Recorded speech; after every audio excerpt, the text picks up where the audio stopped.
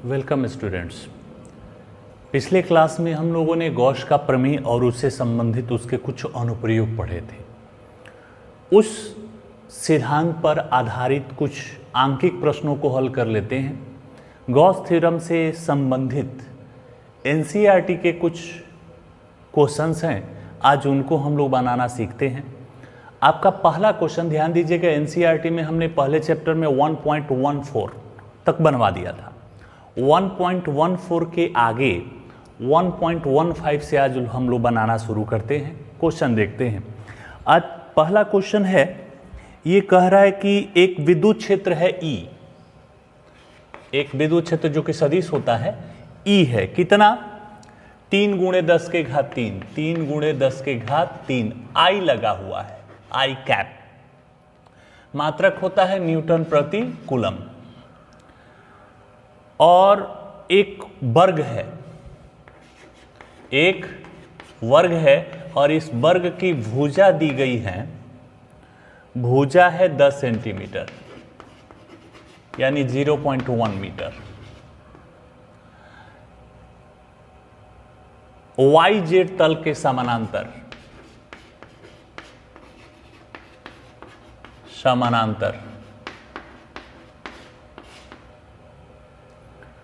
गुजरने वाले फ्लक्स का मान बताना है। पहला क्वेश्चन है, इसमें भी दो है। फ्लक्स फाई का मान ज्ञात करना है। तो थोड़ा ध्यान दीजिएगा, YZ तल के समानांतर है तो वह x अक्ष के अनुदिश होगा। आप अक्षों पर सजा के देख लीजिए, x अक्ष के अनुदिश है हमारा यह पृष्ठ, तो इस पृष्ठ का क्षेत्रफल भुजा स्क्वायर, वर्ग का क्या होता है भुजा स्क्वायर, 0.1 का स्क्वायर, और x अक्ष के ये I क्या बता रहा है। ध्यान दीजिएगा, हमने 11th क्लास में वेक्टर एनालिसिस में पढ़ा था कि कहीं पर I कैप लगा हुआ है तो x अक्ष के अनुदिश है, J लगा हुआ है तो y अक्ष के अनुदिश है, और K लगा हुआ है तो Z अक्ष के अनुदिश है। इसका मतलब हमारा ये जो विद्युत क्षेत्र है उसकी दिशा किधर है, x अक्ष के अनुदिश, और हमारा क्षेत्रफल भी x अक्ष के अनुदिश है, तो इसमें भी I लगा सकते हो। मीटर स्क्वायर अगर इसको सदिश रूप में लिखना हो, क्योंकि हमने बताया कि यहाँ पर हमारा क्षेत्रफल एक सदिश राशि होगी, इस दिशा हम लोग देंगे, इसको परिमाण तो ऑलरेडी है, तो ये हो जाएगा 0.01 I कैप मीटर स्क्वायर। तब फ्लक्स का मान निकालने का एक तरीका क्या बताए थे, क्षेत्र गुणे क्षेत्रफल, E डॉट A, दो सदिशों का डॉट प्रोडक्ट। तो E का मान कितना है, 3 × 10 के घात 3, I है इसमें, और डॉट इसको 1 × 10 के घात -2 लिख सकते हो, 2 दशमलव है 10 के घात, इसमें भी I लगा हुआ है। तब हमारा फ्लक्स का मान कितना हो जाएगा, ये 10 के घात 3 में से 10 के घात -2, तो 1 ठो 10 बचा बराबर 30, और I डॉट I 1 हो जाता है 30 न्यूटन मीटर स्क्वायर प्रति कूलम। ये पहला क्वेश्चन हो जाएगा।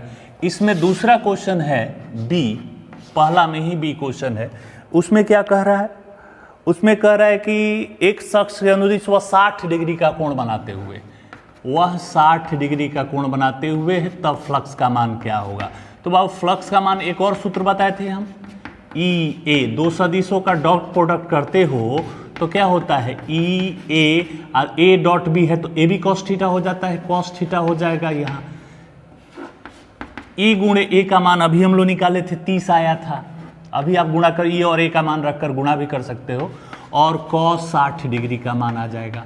कॉस 60 का वैल्यू बता दीजिए, कॉस 60 = 1/2। तब अब फ्लक्स का मान क्या हो जाएगा, 15 न्यूटन मीटर स्क्वायर प्रति कूलम। ये पहला क्वेश्चन हो गया। उसके बाद चलते हैं दूसरा क्वेश्चन, पिछले प्रश्न जैसा ही विद्युत क्षेत्र का, तो विद्युत क्षेत्र वही लेना है 1.16, विद्युत क्षेत्र यही लेना है 3 × 10 के घात 3 I न्यूटन प्रति कूलम, और 20 सेंटीमीटर भुजा का घन है, इस बार वो वर्ग था, ये घन है, तो घन की भुजा कितनी दी गई है भुजा बराबर 20 सेंटीमीटर, 20 सेंटीमीटर आप मीटर में कर लीजिए, 0.2 मीटर हो जाएगा। अब कह रहा है फलक निर्देशांक तल के समानांतर है, नेट फ्लक्स का मान, कुल फ्लक्स का मान क्या होगा, हमें ये निकालना है। तो ध्यान दीजिए, अगर हम एक घन बनाते, घन की प्रत्येक भुजा एक वर्ग होती है, तो एक वर्ग की ही बात कर लें, चाहे एक घन बना ही लेते हैं, ये एक घन बना लेते हैं।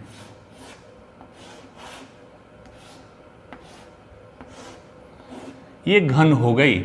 इस घन के किसी, इसे दिशा तो दिया हुआ है, तलों के समानांतर, मान लो इसी के समानांतर यह एक रेखा, फ्लक्स क्या होता है, विद्युत क्षेत्र रेखाओं की संख्या, यह रेखा गुजर रही है।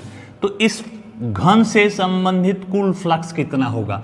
तो खुद सोचना कि अगर कुल फ्लक्स की बात करें, कुल फ्लक्स, तो इधर से रेखा प्रवेश कर रही है और यहां से रेखा निकल रही है, तो प्रवेश करते समय ऋणात्मक और बाहर निकलते समय धनात्मक होती है।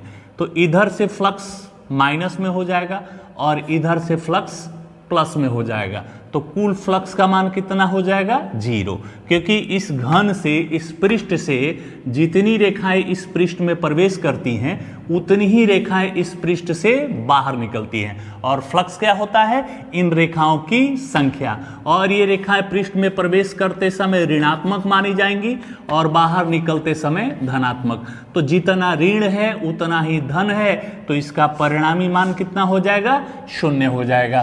तो इस फ्लक्स का मान 0 हो जाएगा। अब अगले क्वेश्चन में चले 1.17 पर। 1.17 क्या कह रहा है, गुजरने वाला नेट फ्लक्स फाई का मान दिया हुआ है कितना, 8 × 10⁻3, 8 × 10⁻3 न्यूटन मीटर स्क्वायर प्रति कूलम, ये फ्लक्स का मान दिया हुआ है। तो कह रहा है कि नेट आवेश का मान क्या होगा, नेट आवेश, कुल आवेश, कुल आवेश Q बराबर वाट। तो चलिए निकालते हैं। गॉस थ्योरम क्या है हमारा, फाई बराबर Q बटा में एप्सिलॉन 0। तो Q बराबर फाई इंटू एप्सिलॉन 0। Q बराबर फाई का मान दिया हुआ है 8 × 10⁻3, एप्सिलॉन 0 8.854 और 10⁻−12। Q बराबर गुणा करते हैं 8 से, 8 चौका 32, 8 5 40 और 3 43, 8 अठाई 64 और 4 68, 8 अठाई 64 और 6 70, 3 दशमलव है और 10⁻12 में से 3 गया -9 कूलम्ब। Q बराबर 70.8, आप इसको दशमलव यहाँ रख लीजिए, 3 यहाँ बढ़ा दीजिए, 0.0708 और गुणे 10⁻3 ले लेंगे तो 3 हट जाएगा, तो -6 कूलम हो जाएगा। -6 को क्या कहते हैं, माइक्रो, 0.07 माइक्रो कूलम। और इसी में हमारा दूसरा प्रश्न है कि बहिर्मुखी फ्लक्स 0 है, बाहर निकलने वाला बहिर्मुखी फ्लक्स इक्वल टू 0। बहिर्मुखी फ्लक्स 0 है, तो क्या आवेश भी 0 है, क्या आवेश का मान भी 0 होगा, हाँ या ना में बताना है। तो खुद सोचिए, फ्लक्स 0 का मतलब होने, आप गॉस थ्योरम रखते हैं तो फाई बराबर क्या होता है, Q बटा एप्सिलॉन 0। तो Q बराबर हो जाएगा फाई इंटू एप्सिलॉन 0। तो अगर फ्लक्स शून्य है तो निश्चित तौर पर आवेश भी जीरो होगा। एक तथ्य तो ये है, पहला पॉइंट तो ये है। इसमें ए बी करके बात करते हैं। अगर हम गॉस थ्योरम को ध्यान से देखें, समझें, तो फाई बराबर क्यू बटा एप्सिलॉन जीरो। तो कहता है कि फ्लक्स का मान शून्य कर दीजिए, तो फ्लक्स अगर जीरो कर देते हैं तो आवेश भी जीरो होगा। लेकिन बहिर्मुखी फ्लक्स जीरो होने का तात्पर्य यह नहीं है कि आवेश भी जीरो हो, क्योंकि अभी हमने पिछले क्वेश्चन में ये देखो, इस क्वेश्चन में हमने क्या कहा था, कुल फ्लक्स का मान शून्य है। कुल फ्लक्स का मान शून्य, इसका मतलब इस पर आवेश नहीं है। हो सकता है कि पृष्ठ पर समान मात्रा में धनावेश तथा ऋणावेश दोनों मौजूद हों।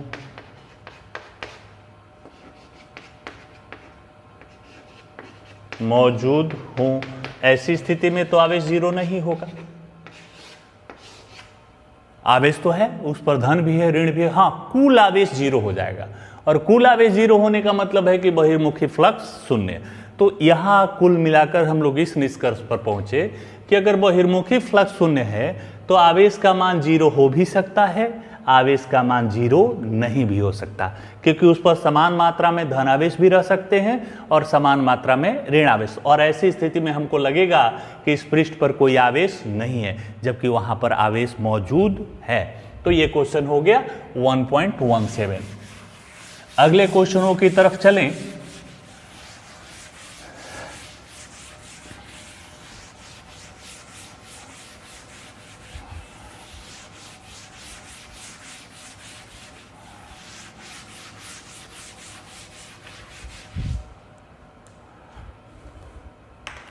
वन 1.17 के बाद 1.18।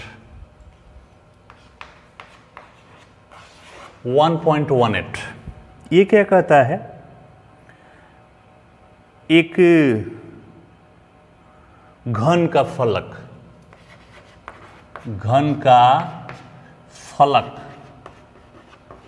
फलक मतलब भुजा। तो एक भुजा बना लेते हैं ये हम लोग। घन का प्रत्येक भुजा वर्गाकार होगा, वर्गाकार, और 6 भुजा होगा। 6 में से एक भुजा हम ले लेते हैं।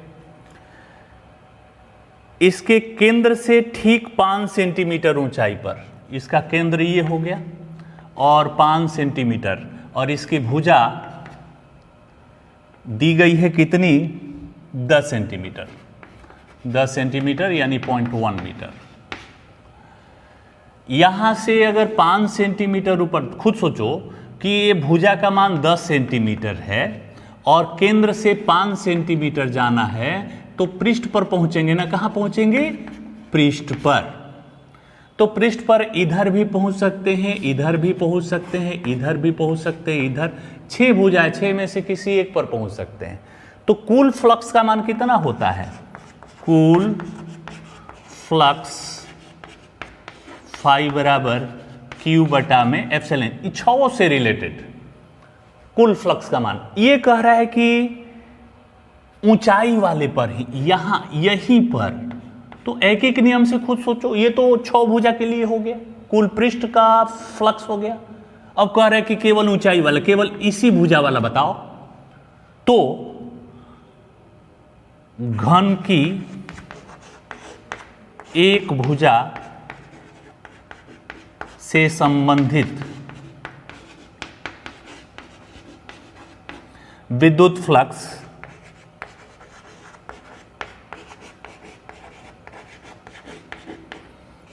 अब इसको 5 मान लेते हैं, कितना हो जाएगा, 6 का इतना, तो 1 का 1/6 कर लीजिए, क्यू बटा एप्सिलॉन 0। चलिए इसको हल करते हैं। क्यू है 10 माइक्रोकूलम, यहां पर कितना आवेश, 10 माइक्रोकूलम आवेश रखा हुआ है। तो 5 बराबर 1/6 आवेश 10 माइक्रो, अब बटा में एप्सिलॉन 0 8.854 और 10 के घात -12। तब फाई डैश का मान हो जाएगा, इसको कैलकुलेट करके हम रखे हैं 1.88 गुणे 10 के घात 5 न्यूटन मीटर स्क्वायर प्रति कूलम। ये हमारा गुजरने वाला नेट फ्लक्स, एक भुजा से गुजरने वाला नेट फ्लक्स हो जाएगा। अब 1.18 के बाद चलें तो 1.19 ये क्वेश्चन क्या कहता है, कह रहा है कि 2 माइक्रोकूलम का एक बिंदु आवेश है। एक आवेश है कितना, 2 माइक्रोकूलम। तो माइक्रोकूलम -6 कूलम, और किनारा मतलब भुजा 9 सेंटीमीटर, भुजा 9 सेंटीमीटर, तो 9 गुणे 10 के घात -2 मीटर। गॉसीय पृष्ठ केंद्र पर स्थित है। नेट फ्लक्स का मान, कुल फ्लक्स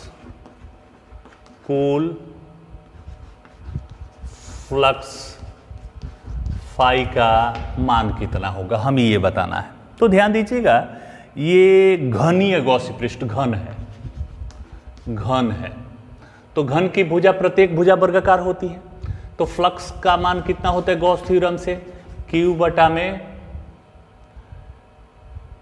एप्सिलॉन 0, Q बटा में एप्सिलॉन 0। Q का मान 2 गुणे 10 के घात -6 और एप्सिलॉन 0 8.854 गुणे 10 के घात -12। आप फ्लक्स का मान निकाल लीजिए, गुणा भाग करते हैं तो ये मान आता है 2.26 गुणे 10 के घात 5 न्यूटन मीटर स्क्वायर प्रति कूलम। ये फ्लक्स का मान हो जाता है 1.20। अगले क्वेश्चन की तरफ चलें तो ये क्या कहता है कि 10 सेंटीमीटर त्रिज्या का एक गोलीय गॉसीय पृष्ठ है। गोलीय पृष्ठ है, त्रिज्या कितनी दी गई है इसकी, r बराबर 10 सेंटीमीटर, 10 सेंटीमीटर यानी 0.1 मीटर। अब विद्युत फ्लक्स का मान दिया हुआ है, यहां विद्युत फ्लक्स का मान ऋणात्मक है, कितना, 1 गुणे 10 के घात 3, 1 गुणे 10 के घात 3 न्यूटन मीटर स्क्वायर प्रति कूलम। ये फ्लक्स दिया हुआ है। तो पहला क्वेश्चन इसमें कहता है ए में कि त्रिज्या दोगुनी कर दी जाए, त्रिज्या दुगुनी कर दी जाए तो फ्लक्स का मान क्या होगा, तो फ्लक्स का मान क्या होगा। फ्लक्स निकालने के लिए गॉस का प्रमेय क्या कहता है, फाई बराबर Q बटा में एप्सिलॉन 0। बात समझिएगा, इस सूत्र में कहीं ऐसा नहीं है कि किसी पिंड की आकृति बढ़ा दी जाए तो फ्लक्स का मान बदल जाएगा। अर्थात आपको ये याद रखनी है कि गॉस का प्रमेय जो होता है वह किसी आकृति, आकार पर निर्भर नहीं करता। मतलब इसकी आकार बढ़ाकर त्रिज्या दोगुनी भी कर देंगे तो फ्लक्स के मान में कोई परिवर्तन नहीं होगा। अर्थात फ्लक्स का मान कितना है, -1 गुणे 10 के घात 3 न्यूटन मीटर स्क्वायर प्रति कूलम। यही रह जाएगा, फ्लक्स में कोई बदलाव नहीं होगा। फिर से रिपीट करते हैं, गॉस थ्योरम स्पष्ट कहता है कि किसी पृष्ठ से होकर गुजरने वाला विद्युत फ्लक्स पृष्ठ के आकार और आकृति पर निर्भर नहीं करता। आकार दुगुना चौगुना भी कर दोगे तो फ्लक्स मान में कोई परिवर्तन नहीं होगा। बी, इसका दूसरा क्वेश्चन जो है वो क्वेश्चन क्या कहता है कि आवेश का मान कितना है। तो आवेश बराबर फाई इंटू एप्सिलॉन 0 हो जाएगा यहां से। तो फाई का मान 1 गुणे 10 के घात 3 एप्सिलॉन 0 8.854 गुणे 10 के घात -12। तो ये हो जाएगा 8.854 गुणे 10 के घात -9 कूलम। -9 को क्या कहते हैं, नैनो। 8.854 नैनो कूलम्ब, ये उस पृष्ठ पर आवेश का मान हो जाएगा। ये हो गया आपका 1.12।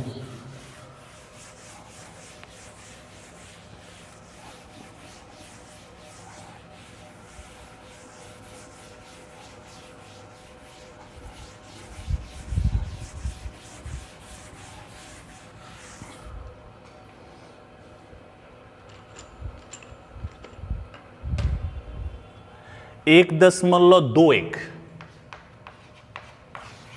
ये क्वेश्चन क्या है ये समझते हैं। कह रहा है कि चालक गोला है, गोलीय चालक, गोलीय चालक, गोलीय चालक, और इसके बारे में क्या दिया हुआ है, 10 सेंटीमीटर त्रिज्या। इसकी त्रिज्या r बराबर 10 सेंटीमीटर यानी 0.1 मीटर। अब गोले के केंद्र से 20 सेंटीमीटर दूरी पर, केंद्र से 20 सेंटीमीटर दूरी पर, यानी r बराबर 20 सेंटीमीटर यानी 0.2 मीटर। तो निश्चित तौर पर अगर त्रिज्या 10 सेंटीमीटर है और 20 सेंटीमीटर दूर जाना है तो हम गोले से बाहर जाएंगे, गोले से बाहर। गोले से बाहर विद्युत क्षेत्र तीव्रता का मान कल कितना आया था, 1/4πε0 इंटू Q बटा में r²। इस मान को रखना है। कह रहा है कि तो गोले पर नेट आवेश कितना होगा।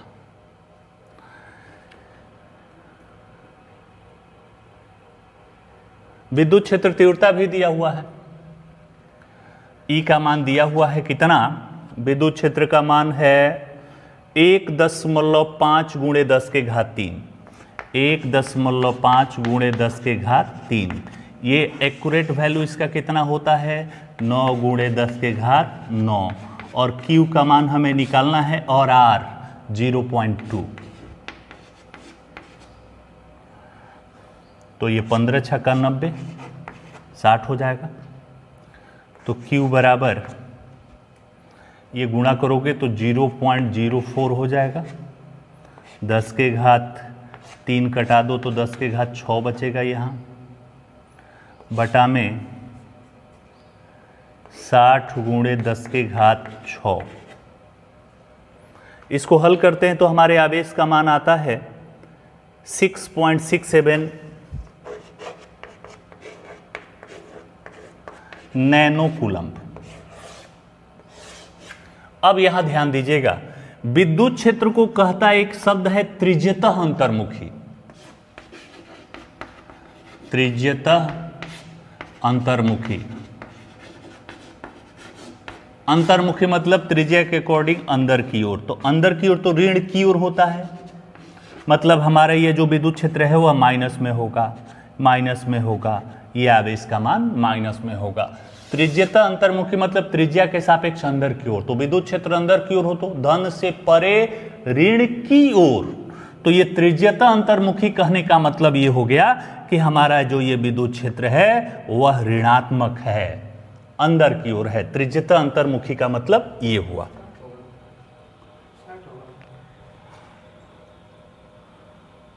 पंद्रह छक्का 90, बिल्कुल 6 होगा, 60 नहीं होगा, 6 बार में कटेगा। 15 छक्का 90, एक 10 मोलो दे देंगे तो 90 हो जाएगा, बिल्कुल ठीक है। अब इसी में ये तो कंप्लीट हो गया। इसके बाद 1.12 2 ये क्वेश्चन क्या कहता है, गोलीय चालक इसमें भी है, गोलीय चालक। चलिए गोलीय चालक के बारे में क्या क्या दिया हुआ है वो नोट कर लेते हैं। व्यास दिया हुआ है, व्यास कितना, 2.4 मीटर, 2.4 मीटर। तो बताओ बाबू त्रिज्या कितना, आधा ना, 1.4 2 मीटर। ये हो गया। आवेश घनत्व, आवेश घनत्व, आवेश घनत्व को सिग्मा, पृष्ठीय आवेश घनत्व दिया हुआ है। सॉरी, आवेश घनत्व तो 3 प्रकार के हमने बताया था। पृष्ठीय आवेश घनत्व, पृष्ठीय आवेश घनत्व सिग्मा बराबर कितना दिया हुआ है? 80 माइक्रो कूलम्ब प्रति मीटर स्क्वायर, 80 माइक्रो कूलम्ब प्रति मीटर स्क्वायर। तो क्या हो जाएगा ये? 80 माइक्रो का मतलब 10 के घात -6 कूलम्ब प्रति मीटर स्क्वायर। इसमें भी 2 क्वेश्चन है। इसमें पहला क्वेश्चन कह रहा है कि गोले पर कुल आवेश, कुल आवेश Q का मान क्या होगा? तो अगर आपको पृष्ठीय आवेश घनत्व के बारे में पिछले पाठ में हम पढ़ाए थे आवेश का वितरण में, कि आवेश का वितरण 3 प्रकार का होता है, रेखीय आवेश घनत्व में, पृष्ठीय या क्षेत्रीय आवेश घनत्व में, और तीसरा आयतन आवेश घनत्व में। तो पृष्ठीय आवेश घनत्व सिग्मा बराबर क्या माना गया था? आवेश बटा में क्षेत्रफल। तो आवेश बराबर क्या हो जाएगा? पृष्ठीय आवेश गुणे क्षेत्रफल। पृष्ठीय आवेश का मान कितना दिया हुआ है? 80। 80 में से 1 0 इसको दे दीजिए, तो 8 गुणे 10 के घात -5। और क्षेत्रफल, गोले का क्षेत्रफल कितना होता है? 4 पाई r स्क्वायर। गोला का त्रिज्या दिया हुआ है। तो ये मान हम लोग कैलकुलेट करते हैं तो ये वैल्यू निकल कर आता है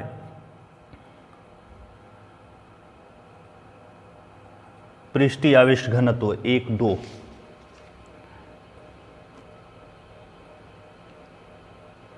1.45 10 के घात -3, 1.45 10 के घात -3 कूलम्ब। इसी का बी क्वेश्चन कह रहा है, इसी में दूसरा क्वेश्चन, कि कुल विद्युत फ्लक्स का मान, कुल फ्लक्स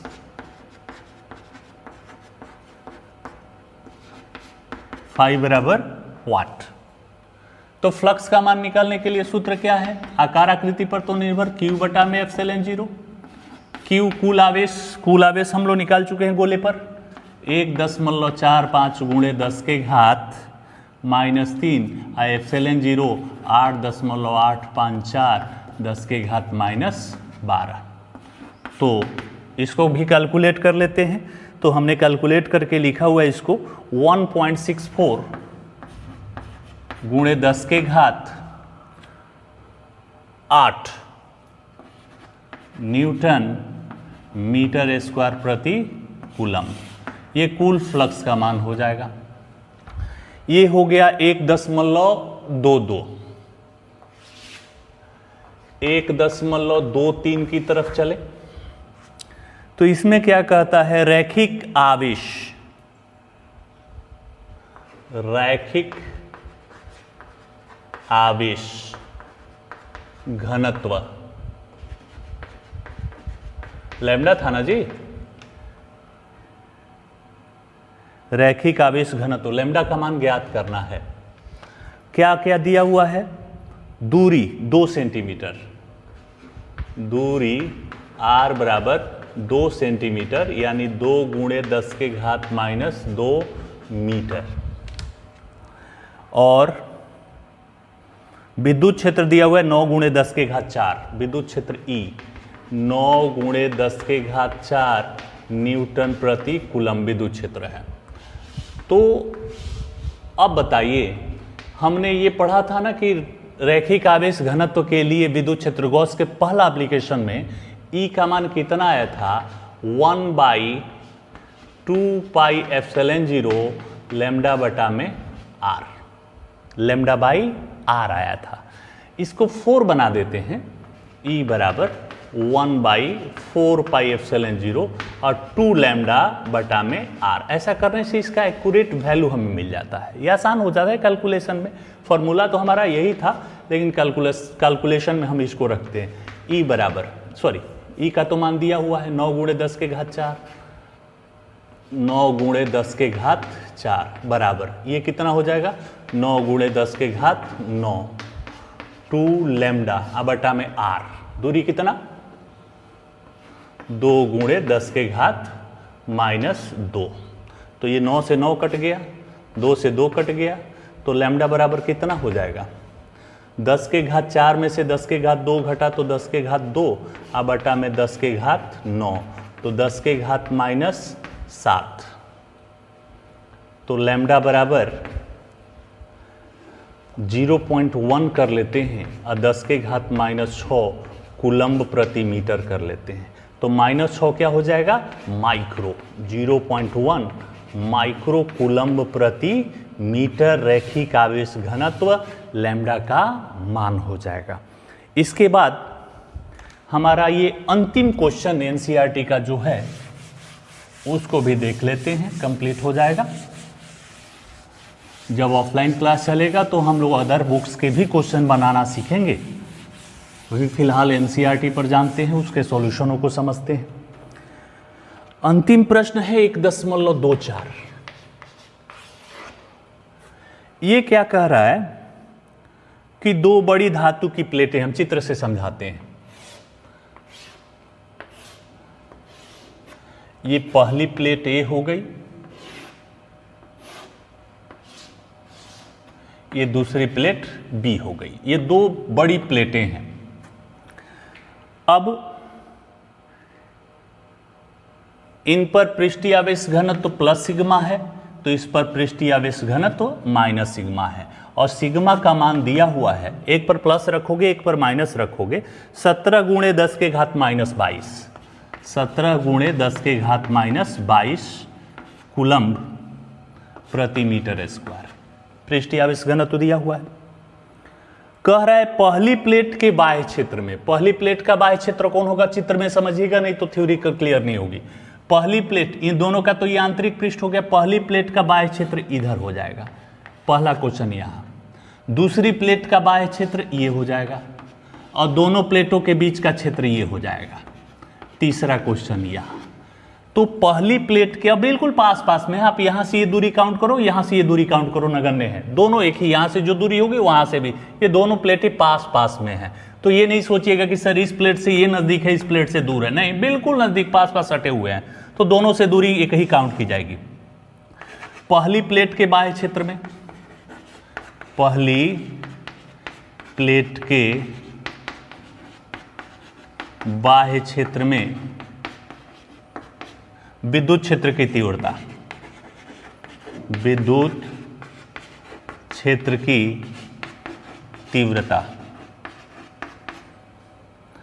E1 बराबर, इसके बगल में हमने धात्विक प्लेट पढ़ा था, प्लेट के बगल में विद्युत क्षेत्र निकालना हो तो सिग्मा बटा में 2 एप्सिलॉन 0, तो ये तो प्लस है, और दूसरा माइनस सिग्मा बटा 2 एप्सिलॉन 0, ये तो 0 आ जाएगा। तो पहली प्लेट के बाह्य क्षेत्र में विद्युत क्षेत्र का मान कितना 0। इसी तरह से दूसरी प्लेट के बाह्य क्षेत्र में, दूसरी प्लेट के बाह्य क्षेत्र में विद्युत क्षेत्र की तीव्रता E2 बराबर, इसका ये माइनस है और उसका प्लस है, तो यहां भी 0। तीसरा, दोनों प्लेटों के बीच में, दोनों प्लेटों के बीच में विद्युत क्षेत्र की तीव्रता, विद्युत क्षेत्र की तीव्रता E3 बराबर, चलिए समझिएगा, इसके इधर प्लस सिग्मा बटा में 2 एप्सिलॉन 0। ये दोनों ध्यान से देखो, दोनों एक दूसरे के विपरीत दिशा में हैं, अपोजिट डायरेक्शन में है, तो अपोजिट डायरेक्शन में हो तो कुल तीव्रता का मान माइनस में निकाला जाता है, माइनस, और वो तो माइनस सिग्मा बटा 2 एप्सिलॉन 0 है ही, तब ये कितना हो जाएगा E3 का मान सिग्मा बटा 2 epsilon 0 minus minus plus sigma बटा 2 एप्सिलॉन 0 2 सिग्मा बटा 2 एप्सिलॉन 0 2 कट गया, सिग्मा बटा में एप्सिलॉन 0 और सिग्मा का मान कितना दिया हुआ है 17 गुणे 10 के घात माइनस 22, 17 गुणे 10 के घात माइनस 22। अब बटा में एप्सिलॉन 0 8.854 गुणे 10 के घात माइनस 12। ये हल करते तो लगभग 2 बार में जाएगा। 1.92 गुणे 10 के घात 22 माइनस 10 बचेगा न्यूटन प्रति कूलम्ब। E3 बराबर 1.92 गुणे 10 के घात माइनस 10 न्यूटन प्रति कूलम्ब। ये हो गया हमारा गॉस थ्योरम से रिलेटेड एनसीईआरटी के कुछ समस्याएं। हमारा अगला टॉपिक हो जाएगा विद्युत विभव, इलेक्ट्रिक पोटेंशियल। अगले क्लास में जानेंगे। धन्यवाद।